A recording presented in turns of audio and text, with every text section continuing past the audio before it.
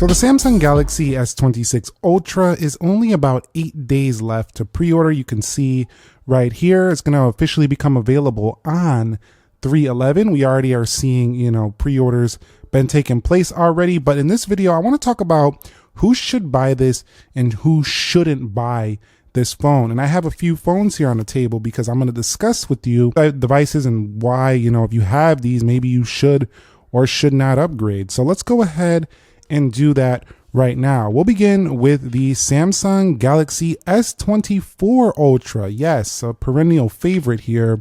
The S24 Ultra with its titanium build, its beautiful placed and Bluetooth S Pen, which is one we wanted to see make a return. And while this doesn't have a SD card slot like some of the favorite features of previous Samsung phones, this one retained that iconic and very unique Samsung look. Beautiful titanium build. They did go to an armor aluminum, so no more titanium. The placement on the S Pen is really nice on here. And this is kind of what made the Ultra, I think this is kind of like peak Ultra. Like the past three, the S24, S25, and now S26 have all been good. But this one was when it was like peaking out here. So if you have something like an S24 Ultra, should you upgrade? And my answer is, it depends, but I would say I'm leaning more towards yes, and only for one reason, not because I think the phone needs to be upgraded. It's definitely still got a good 5 years or so left of usage, but because the trade-in values are very high for it. So if you are intending to upgrade, you're interested in these new S26 Ultras, I think you might as well just take advantage of this larger trade-in value. It's probably going to decrease next year on this phone. So this is probably going to be the sweet spot time. You probably already used it about 2 years already. If you are looking for an upgrade, I think it's a solid switch just for the trade-in value, not really for the phone itself. But if you have anything below this, I'm talking S23, S22 Ultra, that's going to be probably another recommend for a should buy if you have one of those phones. But the S24 Ultra definitely very solid overall. Now, the next category of people that I think should actually consider getting the S26 Ultra is going to be these iPhone switchers. So if you have an iPhone Max device and you've been eyeing these Samsung phones, they offer pretty healthy trade-in values on these larger Max and Premium Max phones.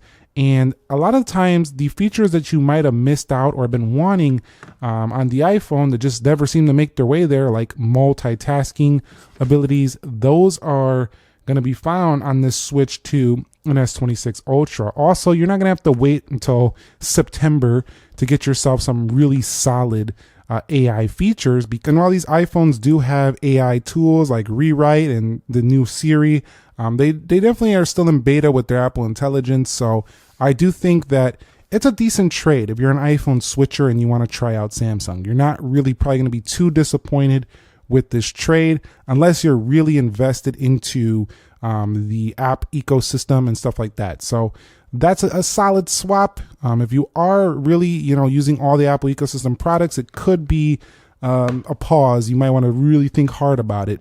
But from a pure, I tend to talk a lot from a pure hardware perspective. From that perspective, I think iPhone switchers are going to be pretty happy, especially if you're not switching from like a 17 Pro Max. That's pretty much on par. It's the same thing, but 15 Pro Max, 14 Pro Max, arguably even 16 Pro Max, you might actually have a good time doing that. And if you have a smaller iPhone, one of the more base level iPhones, that would also be probably a decent swap as well if you wanted to give Samsung a go on this one. Now, the people who shouldn't switch will go right away. That's the S25 Ultra.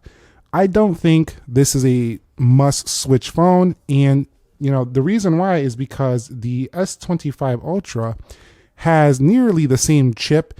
It has nearly the same camera setup. It's going to get most of the same features, has nearly the same exact S Pen, and it already had most of the same features except for that privacy display, which is a big deal for some people. It's going to be more of a big deal for those of you who are out and about a lot on buses and trains, and people peeping over your shoulder, in public situations. It's going to be more useful for them. But the S25 Ultra is just too fresh still. I mean, I actually need to do some videos about should you get this now, some of the pricing structures that are going to be actually changing now that the S26 Ultra came out. This should be getting more discounts. So it's actually a sweet time to start considering an S25 Ultra, even though the S26 Ultra just came out. But definitely, this is going to go under my who shouldn't switch category. Another reason is the cameras. It still has the 200 megapixel camera setup on here, and it still does 100x zoom. It also does have log video recording and 8K, along with a bunch of pro modes as well. So a lot of the feature set, including, One UI 8.5 is going to be available for this phone as well, is coming here on S25 Ultra. So there's just not enough that like sways me. It's also a 5,000 milliamp hour battery, just like the S24 Ultra and the S26 Ultra. There's just not a ton that sways me. I actually did not select to trade my S25 Ultra in on an S26 Ultra. So for me, this is a not switch. This is definitely not a switch if you have that phone. I don't think that's the aim, honestly. I think the aim is more towards previous phones before that device. Samsung's probably not expecting a ton of S25 Ultra trade-ins, but some people will still go ahead and do that, especially the crowd that likes to have a new upgrade every year, because the S25 Ultra is the highest trade-in value on offer. Now, the next one is the phone we started this video with, the Samsung Galaxy Z Fold 7. There's just no way I would trade this for the S26 Ultra, and the reason why is right here. Split screen productivity, triple multitasking. You know what the Z Fold is capable of. The S26 Ultra is a different category. It's a slab phone, and it just is not as powerful in terms of what it can do in a multitasking perspective, or as big of a screen as the Galaxy Z Fold 7. So to me, I don't even entertain thinking about the S26 Ultra when it comes to the Fold line. Now, if you have the Fold and you found that you don't like its cover screen, you don't like its camera setup, you just want to go back to a slab, this is definitely, this one, it wasn't even really, I don't even think this was in the trade-in offers, but if you sold this phone, you would get a pretty penny, and it would probably cover the cost of the S26 Ultra. But yeah, if you go over here, right, so the Z Fold 7 is available. Massive trade-in value, $900. So that's going to cover a majority, but again, you're giving up a ton on this phone setup here. So do keep that in mind. It is quite a bit you are giving up when you consider this trade-in. So for me, I'm going to say no for folding devices. Now, if you do have a flip and you kind of like didn't really love the flip line, that one's probably more something I would consider trading, but definitely not the book style Fold 7. This one I would probably hold on to see what they do with the upcoming wider Fold or the Z Fold 8. I think with the competition getting heavy, Samsung's definitely going to go to town and improve the Fold line pretty drastically. So that one I would probably hold off on right now. And then I would also say, the Google Pixel, if you're already in Android, if you have a Google Pixel, you get a pretty decent trade-in value on these. They're not huge compared to like the iPhones or the Max devices, like the Max iPhone, the Ultra device. They're not massive in comparison, but they do give you a decent trade-in value, so it does reduce the cost.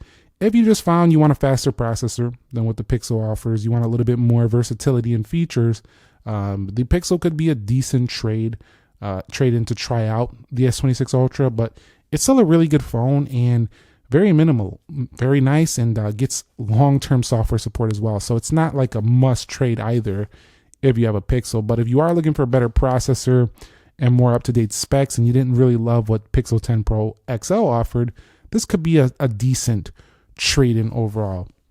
And then we have the people who shouldn't buy this as well, and this is going to be the iPhone wait out. So people are waiting for the upgrades over the 17 Pro series, including that means the 18 Pro, 18 Pro Max. People are waiting out for those. They should hold on right now. If you are, again, I'm going to mention it again, a Z Fold 8 wait out, like you're waiting for the wide fold to see what happens with these wider folds, iPhone folds, even wait outs.